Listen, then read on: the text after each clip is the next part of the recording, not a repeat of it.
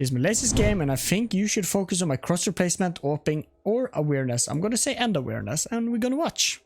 Why is awareness so important in CSGO? Well, today we're coaching an AWPer on how to utilize his awareness to win more gunfights and duels. If you're a player that struggles with this, grab your pen and paper and get ready to take some notes. And if you want a free demo review of your own demos, join my Discord. So he is an AWPer, which I know, because I have been in my Discord for quite some time, always talking about AWPing. So he's an AWPer, so we're gonna look at crosshair placement, AWPing, and awareness. Yeah, so first of all, awareness here. Yeah, we can talk about it after. Let me see how this pan out and we can see. So you know about one here. Good shot, good opening.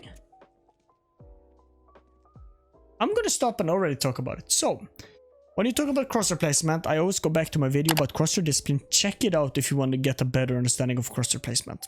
It's all about why you do have your crosshair and why it's somewhere. The second is awareness. We can't talk about the openings pistol. Awareness. So, in the start, in the first 10 seconds of a round, you decide what you want to do. And as you can see in the start, he was very unsure where to go. He went left and then right. And as soon as you break that plan for yourself, your awareness is gonna drop as well, because you were aware of what's gonna happen at the time frame you set yourself. In the 10 seconds in the start round, this is happening. He go left, he go right. Now you're off by a second or two. Your awareness for that second and two will not change. You will still think you're ahead 1 second or two. But the enemy will have changed and you will be behind a second or two, and that's why he's not looking at ramp when somebody's already jumping out. Yeah, he gets the kill, but the awareness isn't there. The aim was though. And the same here, you're now rotating away after you had a teammate that died in mid. You're now rotating away even though you had a very good position to kill off the guys in con. And you have your teammate now coming away from you, and often it's very rare you change spots with the teammate mid-round. Very rare. So this is not ideal, and but your teammates clears it up good though. Where do you go? You're going B. So I think rotating now to B makes sense. We can see it now, but your teammate have such a good position. So like you rotating this early to B is kind of useless. He have seen bomb now. You look nice. Your position here is good. Like it. And you don't buy a lot, and I think that's correct when you're going to AWP, and in these rounds you should already be winning it, so you will have a AWP for maybe not next round in case your teammates want to save more, but the round after. Okay, let's...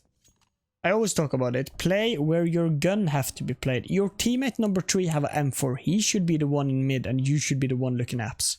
Or playing jail. Not the other way around like now. This is not a good position still, because they still have an advantage on you, and if they're more than one, you're gonna die here. Get your M4 here instead. You're very alone in mid. Alright, so you can change now. Awareness, my guy. I'm awareness. They could be sitting there in the edge while you walk out there. You never know. Be aware of that, because you are in the realm where a guy running could have been able to get there. Yeah, now you check. Your teammate dies on A. I want you to think a little bit here.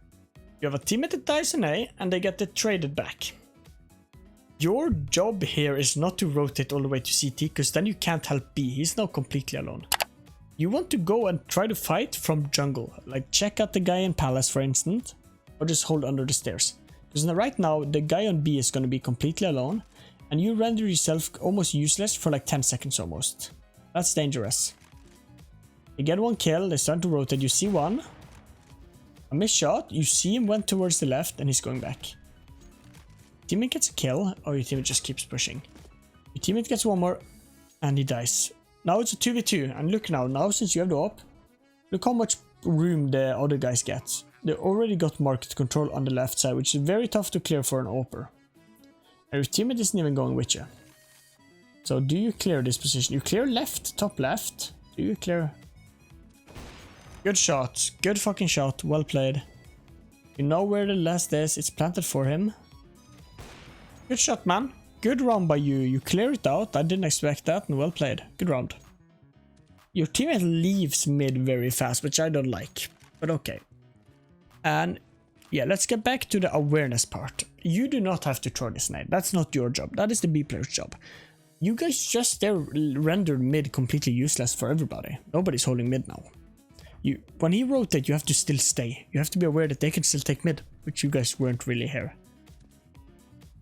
As well as there, you're looking at your teammate while peeking in the open. That isn't the best, usually. Good position to take now. Yeah, this is awareness again. They can see you from the other window, and you cannot see them. So be careful there. It's not how you want to peek this. Of course, at this level, they're not going to peek you from that window. And now you're aware. You are in such a fine position, and now you like overextend. You look here, number 3 will already kill them when they jump out. Number 5 is ready as well to trade. You as the Oper can just chill there, man. You can just chill and relax. Remember that, be aware enough there. Alright, so you're just saving up. I would presume you want to op, because I know you like oping.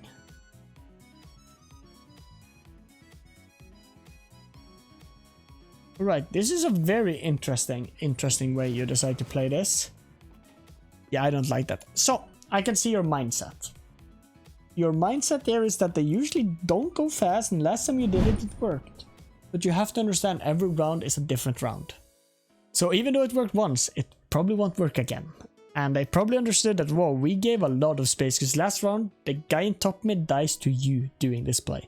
So the enemy will have by then understood, oh, maybe we shouldn't give them this much room. That might actually fuck us in the long run. Let's say take it and you give away a free kill like this, which isn't ideal. But it happens. It happens. Alright, you're going close. They're gonna push this. Oh, you almost have it. And that is... Oh, let's talk about positioning. Your crouch on the left side, they can see more of you than you can of them. The other thing is that your position in general there isn't good. You don't want to be aggressive there unless you have a smoke in the one way I always do if you see me play Mirage, which I barely do. That's very unfortunate. Your awareness there might not have been the best. I'm gonna teach you this right now. What you rather want to do is just jump spotting, and when you see them you want to Molotov nade and get away.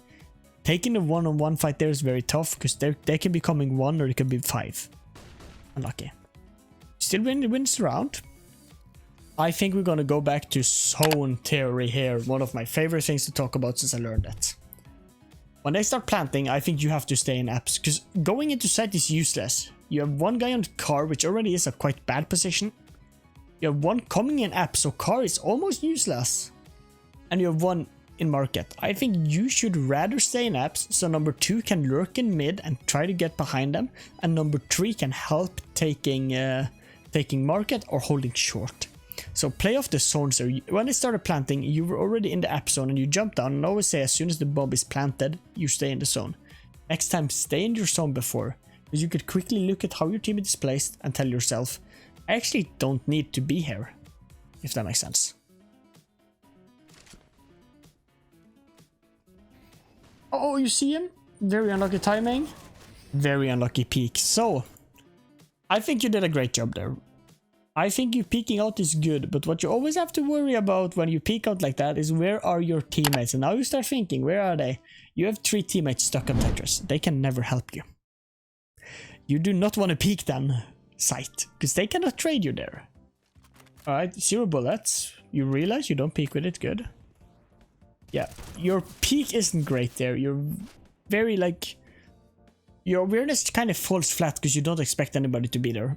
So instead of like jiggling, making sure nobody's there, you just walk into him with like a half-ass peek. So let's talk about the demo. I think as an AWPer you did great. I still think you should be a little bit aware about your position where you AWP and where you can be attacked from. Very clearly you don't really have understood that concept to the fullest. Then I want to say that your crosshair placement was fine. Like for a level 2, your crosshair placement is fine. You shouldn't be too worried about that. That isn't your biggest flaw in the game. Your biggest flaw is awareness and understanding the layout of the map. You understand where you can get attacked from, but you don't understand that when you're peeking, it seems like. It seems like when you're peeking, you only think people are going to play the same position they always do when you get the kills. So be more careful there. Other than that, I think you did a great job, man, and well played.